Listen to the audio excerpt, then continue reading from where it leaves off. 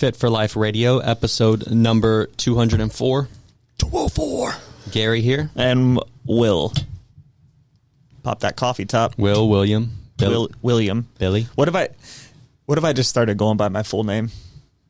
I feel like you can't do that. Like 35 years into your life, just be like, I'm going to go by something different. Can you? When I was in high school, we had a kid on the baseball team. Shout out if you're listening. His name was Chad. And we called him, so in his full name, though, was Charles Richard Wallace III. I've never heard like a more British biblical name in my entire life. We would just walk around like Charles Richard Wallace III. Bro, I had to change my names and move states. But it's so funny because then I guess Chad is a nickname for Charles, maybe? Can I be honest with you? I thought Chad was just Chad. But that also makes sense. Let's see.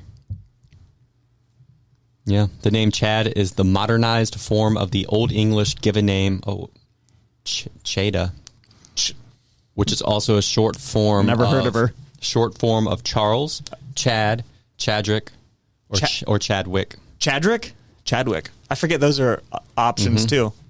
But I feel like if your name's Chadwick, Chad is very rarely used as a given name. Interesting. I feel like though some people like name their kids the shortened version now. Yeah, well, like you name your kid Will. It's not William. It's just like your kid's name's Will. Have you seen like the memes going around where they show like, you know, the kind of more popular names now and or trendy names or whatever, and then they put them with pictures of like older people and they're dude, it doesn't make sense. See how they age. Briley. Like what? There's no way you're going to be an adult one day. But the reality is it won't be weird then. It won't be. Like we think of names from that generation, like my grandma's name, like Hazel. So you hear a little baby named Hazel now, then like, you think, damn, you associate it with, your grandma. But it's just like when your grandpa used to wear high-rise pleated trousers, right? So we think of that as old people clothes. But now, the generation under us who their grandpa was not our grandpa generation, so they're wearing that stuff. Because they don't associate it with being old. Yeah. They associate like skinny jeans. With being old. Damn. Because that's what we wear. Look at these babies. Skin tight, son. Oh, man. What are we talking about today? Deadlifts? We're talking about deadlifts today. Yeah. The elusive deadlift. What if we started a name podcast? There's got to be one. A name podcast? Yeah, where we talk about the origin of names. Oh, man. That sounds... It's a little dry for me. All right. I just can't do it. What is your full name? Mine? Are you trying to steal my information? Well, you're the one that talked about what if you went by it. William Daniel Shively. Just the first? The first. Nah. That's not good enough. Oh. All right. So today we're going to talk about why we do trap bar deadlifts at our gym. Versus like a straight bar deadlift. We're going to start diving in because sometimes I feel like people think we just do like random. I still think some people think like the coach goes in that morning. And writes the board. Writes the workout. I do. Well, sometimes people are like, like Diego's workout yesterday was good. Like, that's not how it works. Well, at most gyms. It is. It does. It's the workout of the day. Unfortunately. You know, we learned early on not to do that. Because we used to come in the morning. You can't live life like that. Right? We used to come in and, get things set up and figure out what we're doing for the day. And my God, I can't live like that. Now it's programmed. Yeah. Set up at night. You come in the morning, turn on the lights, you're ready to go. That's how it should be. So, we're going to start dissecting. Really think of it as like we're going to have the conversations that we kind of have when we put our program together and what made it over the years. So, it wasn't an accident. And very early on, we did start doing trap bar deadlifts, right? And no one was doing it. No one else was doing them. And now it's crazy because you can go to like One Life, which is like a Globo type gym locally, and everyone has trap bars now. And back then, no one had them. We were a novelty to have them. Yeah. It was weird. Yeah.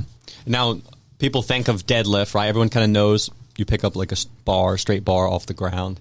And deadlift kind of originated from mainly I guess it got popular because certain sports in the fitness realm, mainly Olympic lifting and then powerlifting, it's part of that sport. Yeah. Right. So like powerlifting really pushed it into the spotlight, I think. Yeah. Like you can't do a hex bar, trap bar deadlift. In a competition. That would be like wanting to play football, like American football, but with a rugby ball. Right. Yeah. Like you just can't, it's not the equipment for the activity. So the first thing to understand is like, so I think sometimes people, when they see that, they see, oh, like the Olympics, they deadlift with this. They don't do a deadlift in Olympic lifting, but you have to pick the bar off the ground and throw it over your head in like a snatch or clean. So it's part of those tech exercises. So, and then same thing with powerlifting. That's what people see people use. So they think, well, that's what I got to use. That's the best thing. That's the best thing. But the reality is that's just what was chosen for that sport. And just a lot of stuff that's chosen for sports is not because it's like better for you, right? Like football, you're smashing yourself into other people over and over. Like it's not good for your health. It's not good for your health, right? Well, deadlifting a straight bar has a lot of issues with it, frankly, right? Mm-hmm. So, just for one, if you're not starting when you're young, right? So you're developing, just like anything, right? If you try to learn how to do a somersault when you're a kid, you are more pliable. You have less fear, right? And your brain's more pliable too. You're like neurologically primed to learn and do stuff. So you start then, and then you learn it. You ingrain these things way early and stick with them. They're second nature, right? When you're older. Yeah, if you're 40 and you're trying to learn how to somersault, good luck. Yeah. So a lot of times we'll have poor movement patterns. Maybe our body composition's not great. And all those things can then make picking a straight bar with heavy weight on it off the ground more risky, right? At the same time, why would we even want to pick weight up off the ground anyways? Well, it is a good function to be able to do without fear. And to actually just have the physical capacity. Because we pick stuff up all the time. Kids, you might move some furniture, moving a bag of dirt, sand. Pick one end up and scoot and push it. You just want to be able to do that stuff without worrying you're going to get hurt. That's what it boils down to. And starting there, that's why we wanted to have it in our program. So our program, focuses on grown-ups. So typically people over 40, introducing them to resistance training so they get all the benefits of it. So part of that's like, hey, picking something up off the ground is a good skill to have the mental confidence to do it and then to physically be capable, right? So we start there. Now from there, a straight bar, for one, is very unique in that like you're very rarely going to, like you have to lean in front of yourself. And then your hands, the way they're forced into that position to grab the bar, kind of like rolls a lot of upper back forward, things like that, pushes your weight forward, and just puts you in a little bit more compromising position, right? Which then can put a little more stress and strain because of the position on like your lower back, right? Then you have a trap bar deadlift, hex bar deadlift. So the main difference is you're still picking weight up off the ground, but now with the hex bar, you're standing in the middle of it. So it's centrally the weight, is balanced, centrally balanced with you, and then your hands, you grab it with a neutral position, right? So your hand, and think if you just stand there, like your hands are by your side, and they naturally hang in a neutral position. So right from there, with the weight being centered and grabbing the bar in a neutral position, it's just going to be the two main things. It's going to be easier to learn and safer to do. Those are two gigantic things. So unless you have some very specific reason that you need to deadlift a straight bar, say you are a powerlifter, which basically is sport. Yeah, that's the sport you play. It requires you to do that. So right then, though, you're tipping the scale of risk versus reward. Always. Now, if you have a sport and you want to compete, now, okay, that's for you specifically, that may be more rewarding. That's fine, but the risk goes up a little bit when you do that. Yeah. If you're someone who's just like, I just want to, improve my health, stay physically capable, get strong, work towards, my summer body, the risk isn't worth it. No, right? Because you don't care. Mm-hmm. Like for a lot of people, doing a 300-pound, 200-pound straight bar deadlift versus doing a 200-pound trap bar deadlift, no one cares which one it is, honestly. And then the reality is, once you get going on an exercise, the focus is just progressing on where you're at and with that exercise. Like, it doesn't matter that you can straight bar deadlift 500 pounds, right? Like, you want to just start somewhere and then progress. Try to get better. Get better at doing it. So when it comes to deadlifting, unless, again, you're competing in a sport like Olympic lifting or powerlifting, which is all fine and great, but, you know, there's not many benefits. In fact, like, when you start to stack it together, the trap bar deadlift has more benefits, and we'll get into that too. It's not just what people consider lame, right? That it's easier to learn and safer. There's actually some performance benefits too. So there's some good research on it. We have 3 buckets of people, like athletes that compete in the, you know, sports that would require a straight bar deadlift, and then like Gen Pop, health focused people, which is most of our gym, and then like athletes. The trap bar deadlift actually wins out with athletes as well, which we'll get into. But yeah, so for most people, and we'll get even more narrow with, well, we are a group training gym, right? It's important to keep our clients safe and be as responsible as possible. Well, because the trap bar deadlift is so much easier to teach, obviously that's another check in the column for why we use it, right? And literally, one actor, he always says it like that. Who is that? Oh man, he's in like that Austin Fire show. I mean, he's like famous. Like, why you watch so much weird stuff, man? Just plow through it. He's like known for being handsome. It's a lot of people. I don't know. Like like that's his thing. He was in he's handsome. He was in Community, and he's kind of like. That's the worst description I've ever heard. What if I knew, though? What if, from you just saying, like, he's just known for being handsome? What's the dude from Jurassic Park? Chris Pratt. Okay, what was the show that he was in?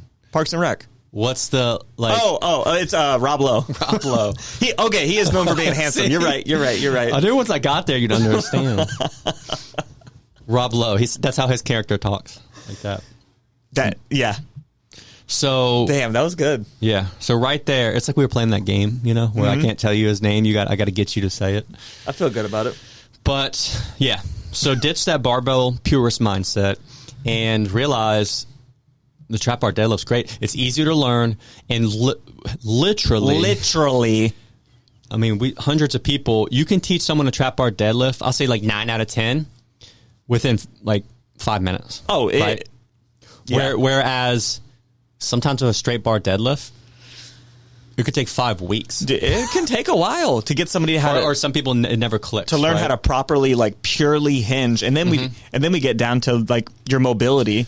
Like, there's limitations with that too. So yeah, we'll go into that, right? So then the problem, and we'll do a lot of times like a Romanian deadlift with a straight bar. So people be like, well, but you don't have to go from the floor with that, right? The problem is on a straight bar deadlift, the bar is lower to the floor, whereas with the trap bar, you have these handles that are a little higher, right? So if you have poor mobility, the trap bar deadlift is going to be safer, right? Some people just may never be able to like get down and be where they need to be in the position they need to be in at that low and position. Be safe. Yeah. So then you either if you want to do the straight bar deadlift, ideally you have to raise it up, put it on something to raise the bar higher, right?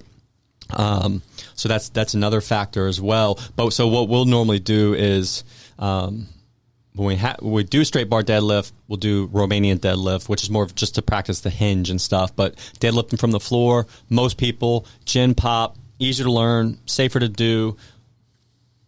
You know, dare I say, a little more functional. You know, we like be careful using that word, but it is in that fits our anatomy. It does better. Yeah. With the fact that the weight is centered. And you can just see that in a picture, right? Like Google it from the side and you'll see what we're talking about with how like a straight bar deadlift shifts your weight forward and kind of over in front of your body. Whereas a trap bar deadlift, it's centered and then your hands are in a natural neutral position by your side. right? And then even better, the way the handles are, you can kind of flip the bar and get different heights. Yeah, it can be, if you have good mobility and you really want to drop it down, like you can do a lower deadlift with it. Lower, right? But it can also accommodate somebody who maybe can't get that low. Yeah. So depending on which side you have it on, it's great, I think. Or someone really tall. Yeah. And they make, we have 2 different types. We have one that's even higher that are people that are like 6'5". It just makes it more accessible for them to use too. Yeah. So pretty clear, the trap bar deadlift is just like biomechanically superior. It's legit. So right there, it's not even about, it's easier to teach being, which it is, which in a group setting makes it even more viable. But there you go with that, right? So that is why very early on, when we introduced deadlifts, we got in a bunch of trap bars. Because we had kettlebells at first. Yeah. And we would do like kettlebell deadlifts, which still keeps it pretty central. Like you can put it between your feet. But then it progressions a little bit harder, and the trap bar is better because your hands are outside your legs, not on the inside, and that can kind of pull you forward and get in the way. We'll start people if they're like, have a mental block. Sometimes they just see the weight on the bar and they get scared, so it's easy to start someone with a kettlebell. It's way less intimidating when they see, it's just this small kettlebell.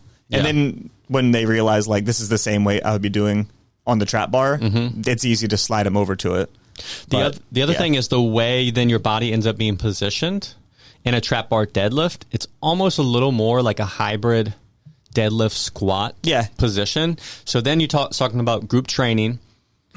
The type of client we have, hey, it's like, they're not hanging out in the gym 2 hours a day, 5 days a week. No. So you want to get bang for your buck. And typically in the real world, like you're always going to try to pick up stuff in like the easiest path of like. Absolutely. So where you're going to be strongest. And I really, with a trap bar deadlift, like that's how you're going to. I think it puts you in that position. Be in that position, because no one's going to do a conventional deadlift to pick something up, right? Just hinge all the way back. You're not going to bend your knees. Most people are going to bend your knees a little bit. You're going to push your butt back a little bit, and you're going to pick something up. Yep. So it fits that mold like really, really well. And if on one end you kind of have like a pure hinge motion, so like a straight leg deadlift or RDL, where it's just like all hips. Hips then going on the back. other end you have like a pure squat.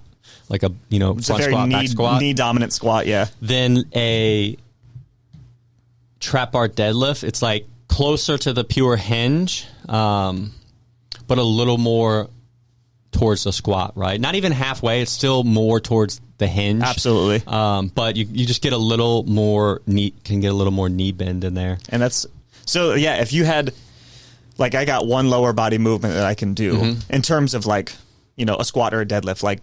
It fits the bill really well for that. Yeah.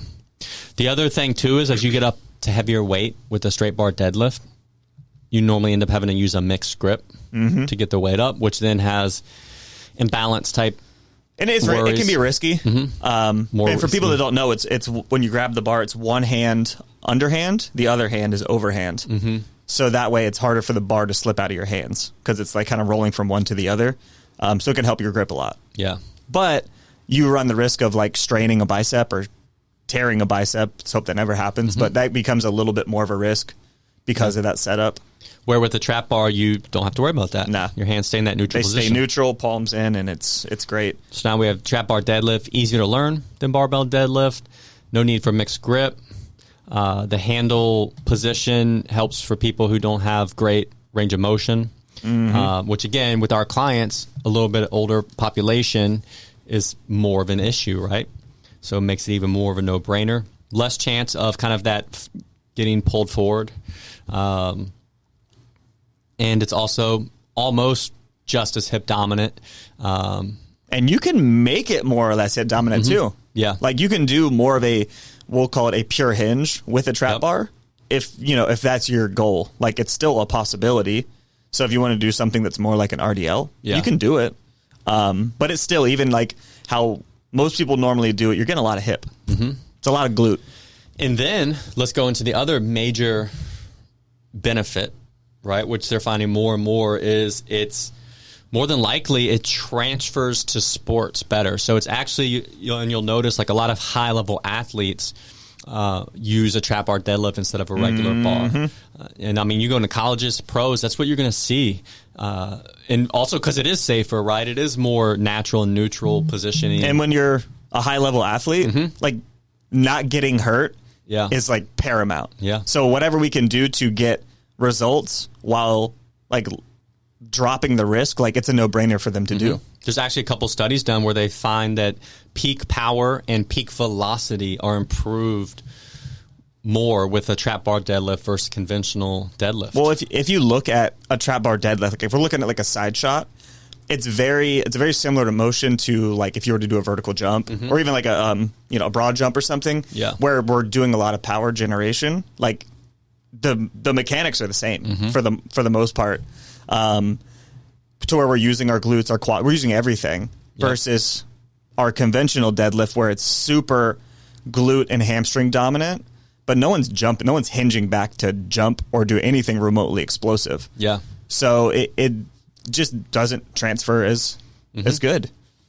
And then as far as like, the negatives to the trap bar deadlift, there are some. There's negatives to everything. Yeah. I have one on top of mind. And really the main two are, which we've already went over this one, it's not used in competition, right? Yeah. So if you happen to need to do a conventional deadlift for your competition, then you better train the conventional you deadlift. have to do it. However, if you don't, you don't have to do it. What's the one you have?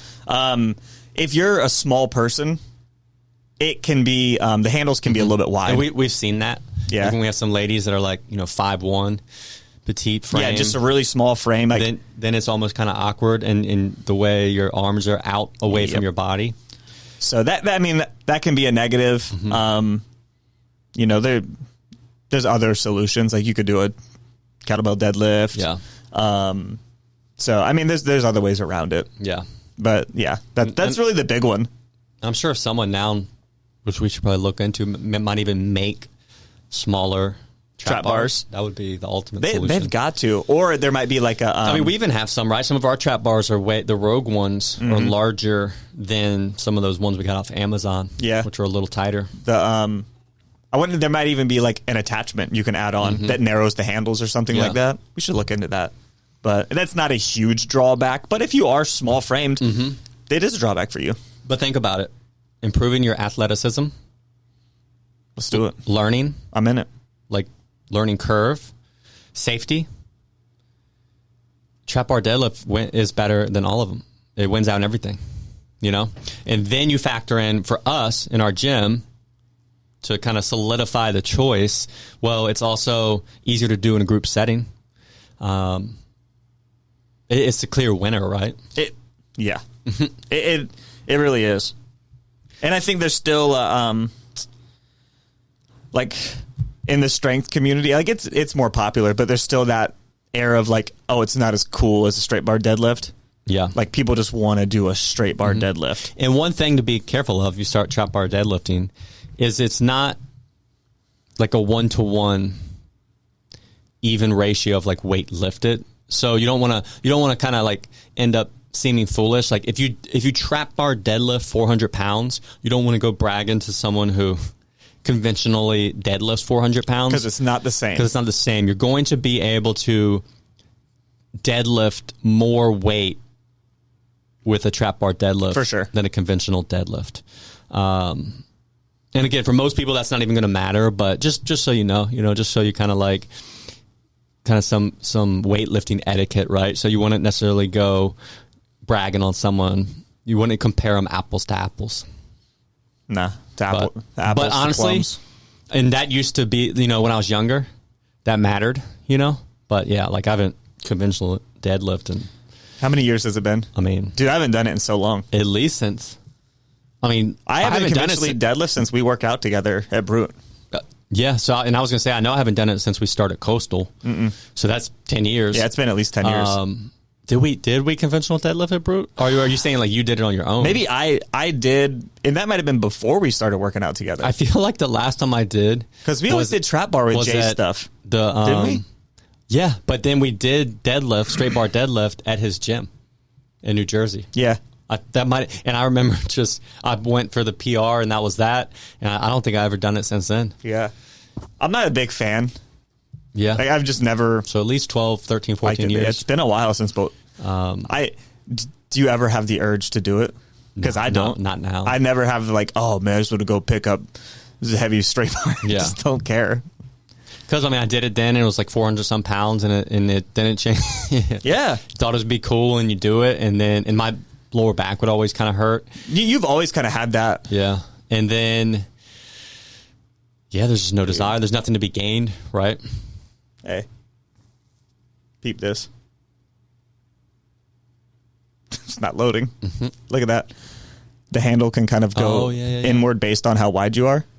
Yeah, that's cool. So there is like a trap bar that's made to where the different widths. So the handle kind of swivels a little bit based on how wide you are. 29 inch, 25 inch, 20 inch. Yeah. Pretty cool. That's dope. Yeah. So maybe I'll ask the boss if we go order one. Mm-hmm. We'll see. Oh, so that's the adjustment right there. Mm. Okay, I wasn't sure if it just like had the range or if you could you imagine your deadlifting and that thing slips. You know how when you're sitting in a seat on like a seated row machine, dude? Yeah, and then the seat falls out and your heart skips a beat. Dude, that happens. It freaks me out. Like when people are on the air bike at the gym and they don't tighten it down and they just fall. Like that doesn't feel good. I've had it happen. Like it jams you up a little bit. Yeah. So, but yeah, maybe this is dope. I wonder how well it locks into place. So there you have it. And we've been doing the trap bar deadlift now.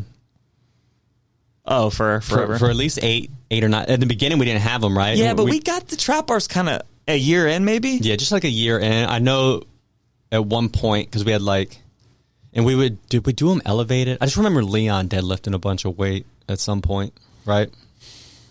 Yeah. You remember, and Kenny, and we... No, I'm thinking of squats. Are you? It had to have been like a year in, though, that we got them. Right? That second year? Yeah, you're right. I don't think we ever did much. I'm thinking of squats. Remember, we would like allow people to graduate to, and we'll do another episode on this. Oh, God, yeah. Why we don't do back squats. Barbell back squats. But we did at one point, but people had to like be able to squat the 100-pound dumbbell. Mm-hmm.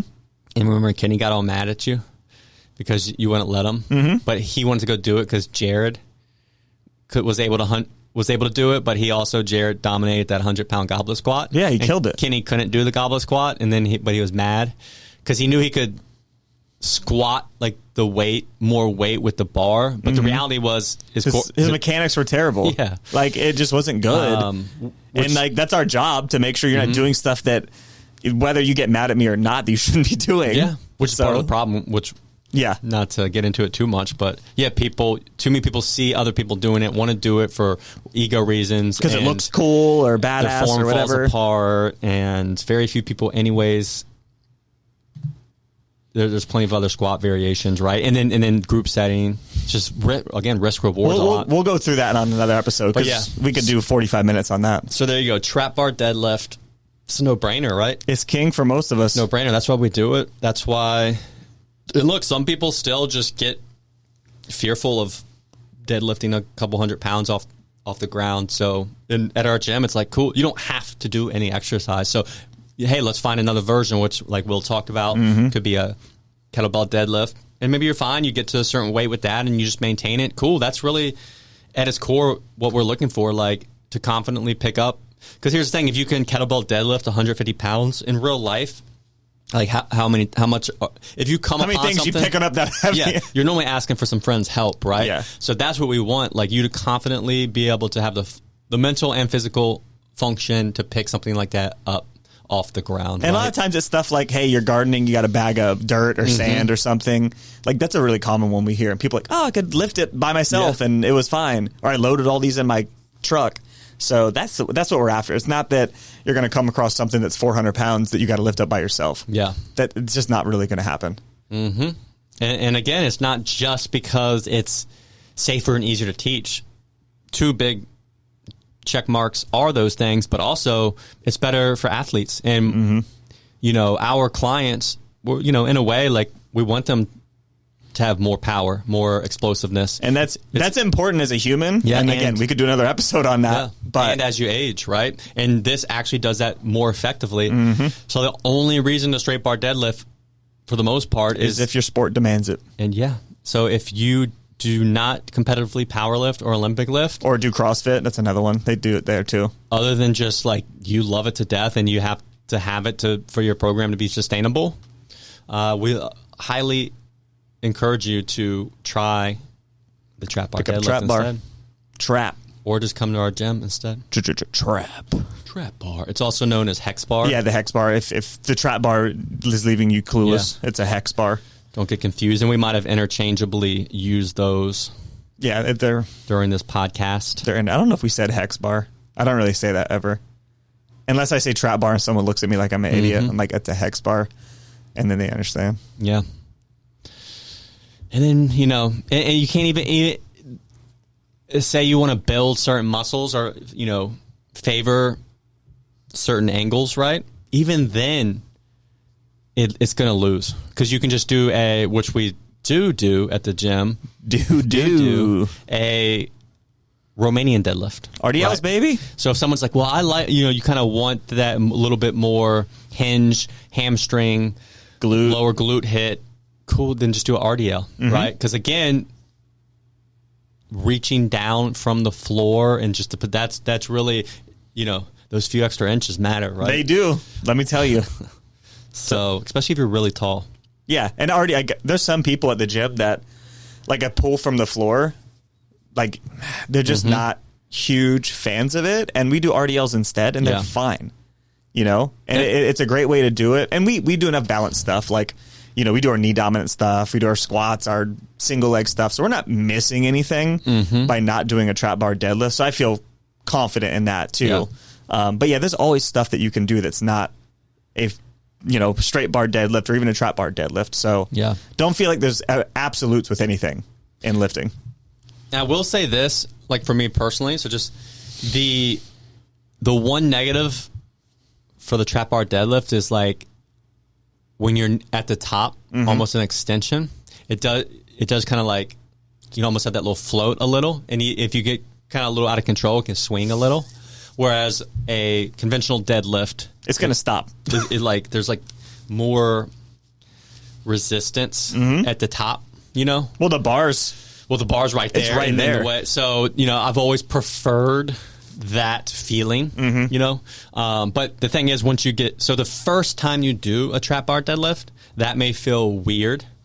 Well, because it's more free. The bar can technically just move. But then as you get used to doing it, once you get locked in, you're way better. You're fine. So one thing too that is easier with a straight bar deadlift, and I think not easier, it's easier to mess up, is overextending. So like leaning too far back as you lock it out, people are way more likely to do that, which puts a ton of pressure on your lower back, your spine just kind of compressing there. It happens with trap bar, but it's way more likely on a straight bar because the bar is against you and you're trying to lock out, so you pull backwards. Yeah.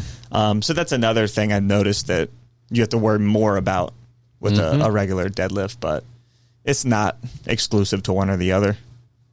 So there you have it. That's why it's a staple exercise. That's why we do it. Main lift at Coastal. That's why we do it. Coastal Strength and Fitness. Again, someone coming in. We love to work with people who have never really gotten into strength training before. They're typically 40 and over. And it's just a great exercise when you start weighing the pros and cons and having these conversations, right? And again, we could do this for every exercise in our program, right? We could. Maybe we will. Maybe we will. But there you have it. Now, any questions? Hit us up. Holla. Comment. Let us know. We should post it on social so you can reach out or comment on it or something you want to hear about. Whatever. Yeah, if you're like, hey, why? The thought process. What's the difference between these two exercises, or what would you do in this case? Like, let us know. We'll pick it apart, give you our best professional opinion. All right. Literally. Thanks for listening. Let us know if you think. I already forgot his name. Rob Lowe. You think Rob Lowe, when we said he's known for being handsome, was that who you thought of? Or was it Brad for Pitt? A certain generation, Rob Lowe is the handsome guy, I think. Yeah. But it's a little bit before both of us. Just a little bit. 5 years. Yeah. But you notice how like there's like him and Brad Pitt. I feel like though after them, there's no leading men that are our generation that are just like damn, that's who that guy is. I'm trying to think if there is. I mean, arguably maybe they just aren't American, because you would almost say maybe the Hemsworths. Yeah. He's in all like the movies like they're that. Australian. But I feel like, and even now, the younger generations, that's like a thing of the past, because it was like there's because of the internet, YouTube. So most people, it's like so movie saturated. stars, isn't what it was. Yeah. But I'm trying to think like who plays that role of our generation, right? Like just being friggin' handsome. You know, almost like, and he's not, and maybe it's like more, it's just different. Maybe like Ryan Reynolds, maybe. Yeah, he's different though. Because he's not the handsome guy first, I don't think. He's the funny guy that's also maybe people just handsome. So it enhances it. So I just don't think that's... Because like Rob Lowe, like he's a good actor. Yeah. But it's not like you're like, damn, that dude's hilarious. Not every role, he's just himself. Who happens to be really good looking.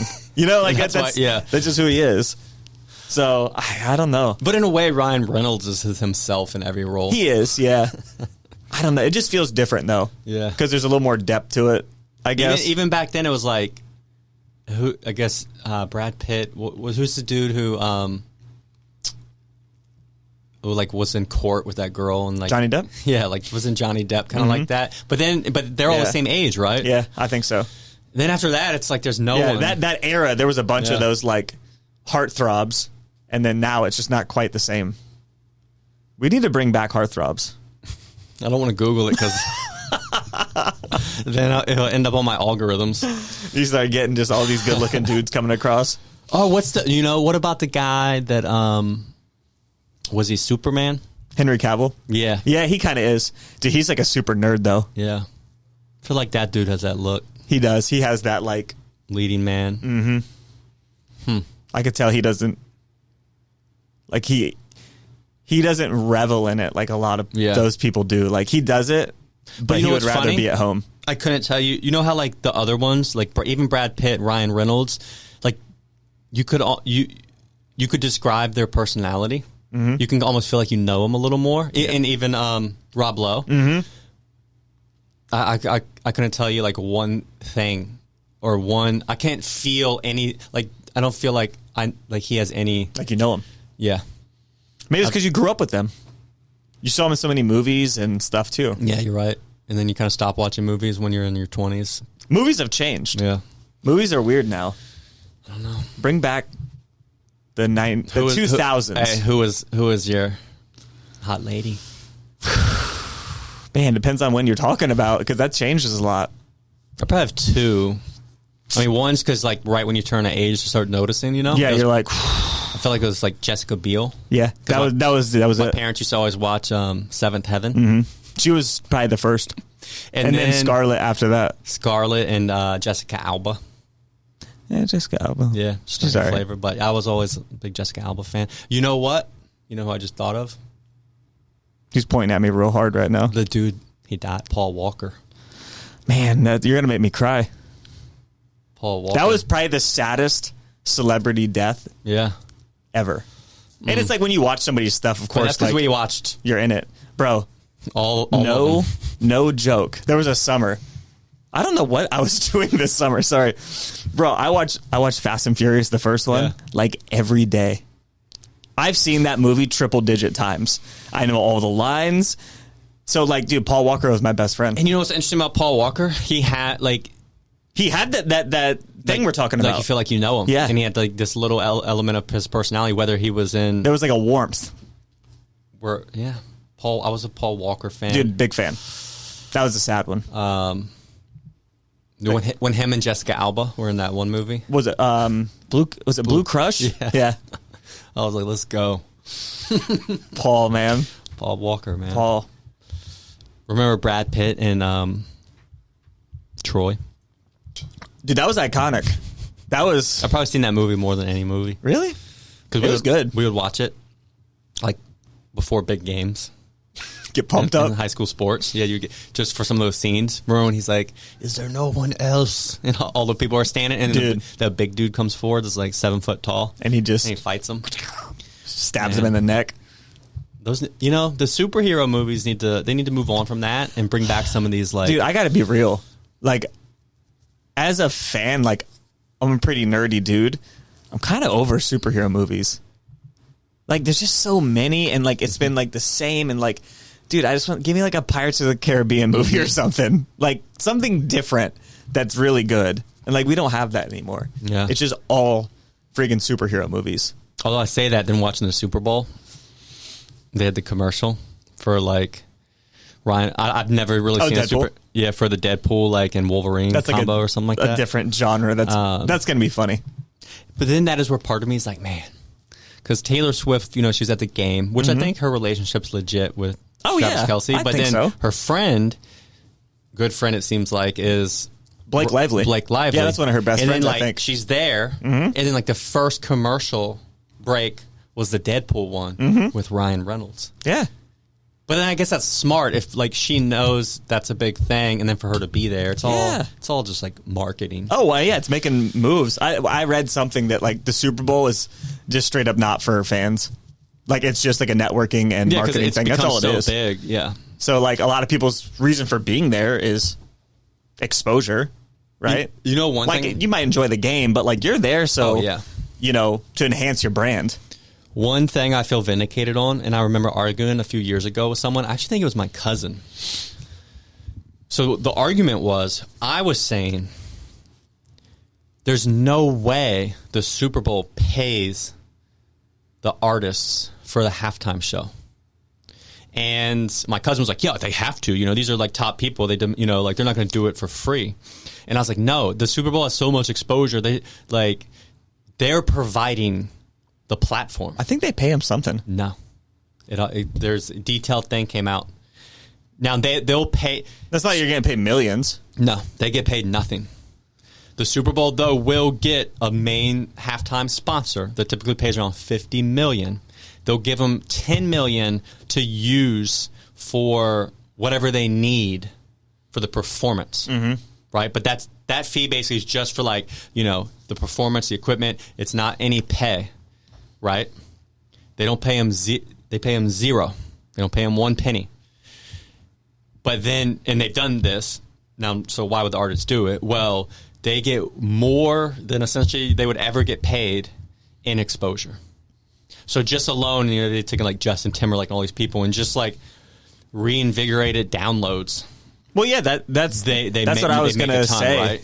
Right? Or they do it like they decide to have a new album come out. Like Usher's doing, yeah. And like, boom, Super Bowl launches that and you're top of mind for everybody. You're getting paid, which was my argument is they're going to get a lot out of it, right? Yeah. But there's no way that like the NFL is like, hey, we'll pay you, whatever, $5 million to do our halftime. No, like the reality is there's probably like 30 artists that are like, and that's the thing. I want to do it. And you have the demand of, say, the top artists in the world a lot of them would take that invitation. You're not going to, why would you have to pay them? Mm-hmm. If someone of that caliber would do it for free because they know they're going to get the exposure. Dude. This Super Bowl had reached 123 million people.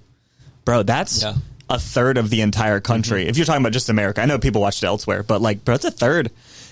And think about said person reaching all those people, and they're like, yeah, dude, Usher, like, let's go, baby. Let me ask you this, because I felt it while I was watching it. And then afterwards, I saw it was a lot of the talk, and I was like, okay, I felt that too. So, you talking about Usher and Alicia Keys? Yes. Bro. I was like, at first I was like, okay, she's married. They're performing, and there was like this element where, but then when he was like standing behind her and holding her and stuff, I'm like, man, they're really that's a little much. Like I was even looking for a ring. That was a fake, man. I was like, are either of them married? I think she's married to like Swiss Beats. Yeah, Swiss Beats. But I'm like, what's his real name, man? Like, hey, what if that's his name? He got real lucky. Yeah. But I was like, man, that feels like I know. But Usher's an interesting dude. He is. Is he married? He's not married. Yeah, he's married to Sierra. Yeah, he just... No. That's Russell Wilson. Jesus Christ. They dated at one point, though, I feel like. Yeah. But anyways, I'm a big Usher fan. This was like the first one of the first halftime shows where you can tell you're getting old because it's like right in your wheelhouse. I was jamming that whole time. So yeah, I mean, all the songs. Everything. When Luda came out, that did it for me, man. I know. I was hoping Bieber was going to come out. Biebs said it just wasn't right. He said he's just like he wasn't feeling it. Yeah, I'd have been happy if the Biebs came out. Yeah, for that one song they did together. So, bro, what date was the Super Bowl? It was the 11th or 12th, right? Stop it! What?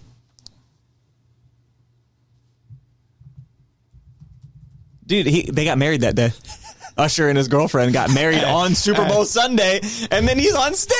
Like, bro, what are you doing? He said, "You can't leave me now." No, he's dumb because she's probably like, "I can leave you and take half of what bro. you got." They got married in Vegas, surrounded by their close friends and family. February 11th was the Super Bowl. Dude, February 11th is when they got married. Bro, they exchanged vows at Vegas weddings drive-through tunnel, the fast lane. They did that drive-through, man. That's weird. How long were it? That's interesting, right? Like you're like, oh, let's go ahead and do this, and you decide to do it when you got a lot going on. But maybe it wasn't that much for him. He's just like, whatever. I think he lives in Vegas. Well, he had a residency there. So that makes sense. I was wondering what he was doing, and Whitney was like, nah, he had a residency in Vegas. He's been killing it. And now it's like Super Bowl performance, new album. New wife. For now. Until she rewatches that performance, is like, what were you up to, man? Oh, man. That's not what I expected her to look like, but that's cool. All right. So they first started dating in 2019, it looks like. Usher and his wife. Jennifer. I want you to try to say that.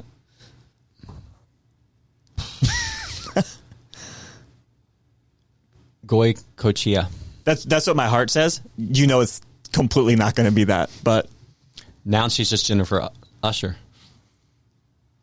What's Usher's last name? He's like Prince. He just has one name. What is his real name? Let's see here. Usher's real Usher name. Raymond the Fourth. Usher Raymond. Dude, that actually that makes a lot of sense. His real name is Usher. Interesting. Raymond. He has a son named Cinco. Maybe because this is the 4th, right? That's what this Roman numeral is, or is that the 5th? Oh, yeah, Usher Raymond the 5th, The 5th. who he calls Cinco because he doesn't want to be called Usher.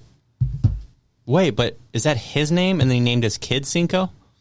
Or his son's name is Usher, I think, Usher Raymond the 5th, because he's the 4th. And he calls him Cinco. And he calls him Just Cinco. like a lot of people are the 3rd, and then their Trey. nickname is Trey. Yeah. We're learning a lot. Yeah. All right. Do your trap bar deadlifts. We'll catch you next time. As always, thanks for listening, guys. If you want to learn more, check us out at coastalfitnessva.com or garydeagle.com. We'll see you next time.